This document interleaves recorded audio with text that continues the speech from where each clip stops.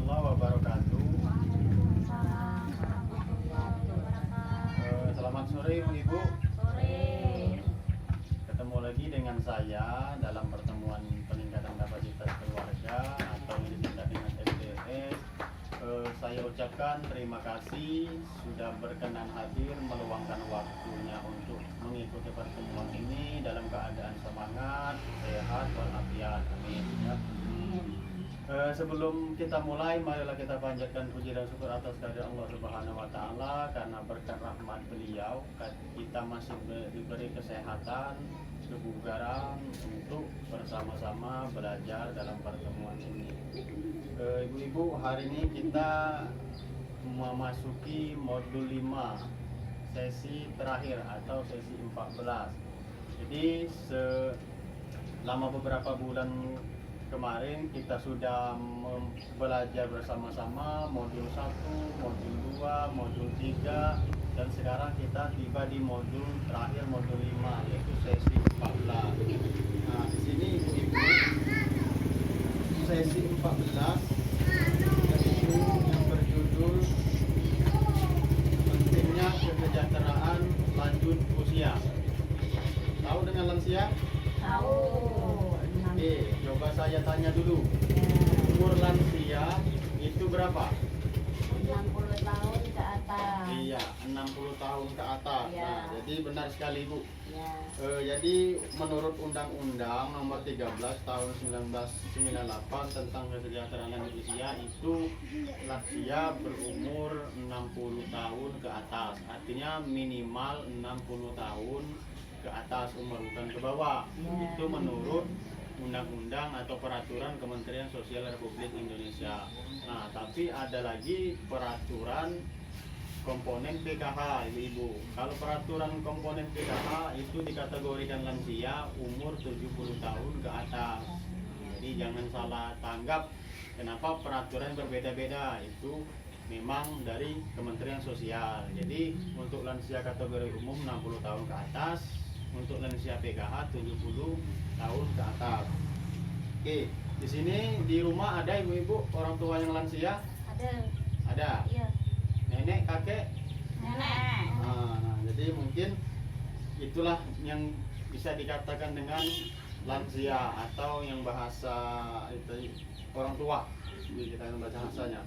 Nah, jadi di sini ibu-ibu sesuai dengan judul penelantaran lansia. Apa itu di penelantaran lansia? Coba ada yang bisa jawab? Lantaran tidak ngeroro. Kadang roro, apa lagi? Itu membiarkan orang tua itu kelaparan. Yang dikasih makan, kelaparan, terus apa lagi? Tidak dimandikan, tidak dirawat, Sepenuhnya. tidak dipenuhi dengan Tidak diperhatikan. tidak diperhatikan. Iya, benar sekali Ibu. Semua jawabannya benar. Artinya lansia ini mempunyai hak yang sama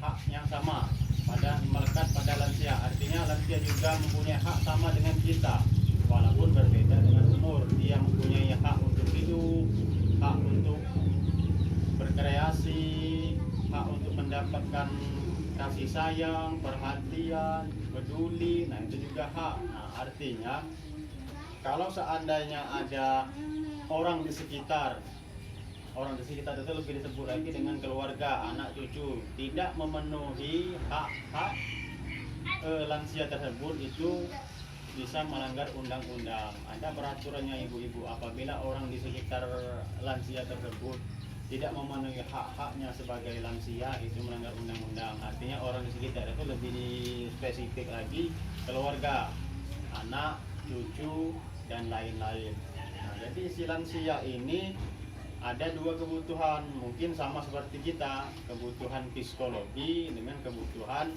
fisik. Nah, artinya kebutuhan fisik itu dalam berbentuk barang, misalkan makan makanan, pakaian, baju, dan lain-lain. Kebutuhan psikologi mungkin lansia itu perlu perhatian dari keluarga, misalkan diajak bercerita, diajak bermain, bercanda, terus perhatikan kebersihannya, kesehatannya, pola makannya dan lain-lain. Nah, jadi ibu-ibu di sini sampai di sini ada yang ingin bertanya? Saya bertanya, Ya. bolehkah kita sebagai anak menitipkan orang tua ke panti asuhan?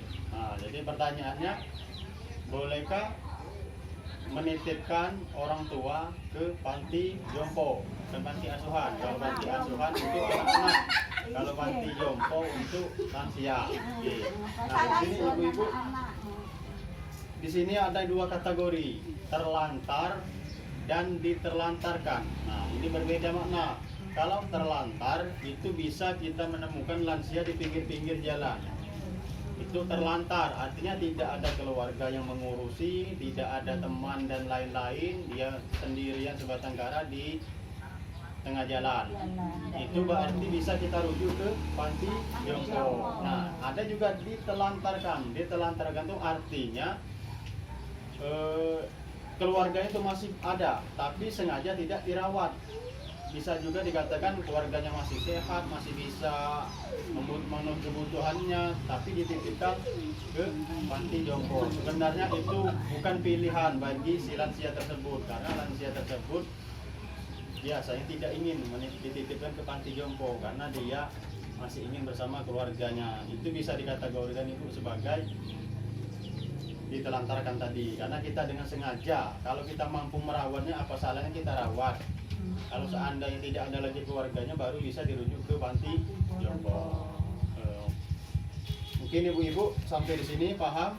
Nah, jadi saya buat rangkuman, kalau seandainya paham, jadi masalah kepedulian lansia itu artinya kita sebagai keluarga, apabila ada keluarga lansia, artinya kita harus memenuhi kebutuhan psikologi, kebutuhan fisik dan lain-lain. Jadi lansia itu perlu kasih sayang, sama seperti kita juga ibu-ibu.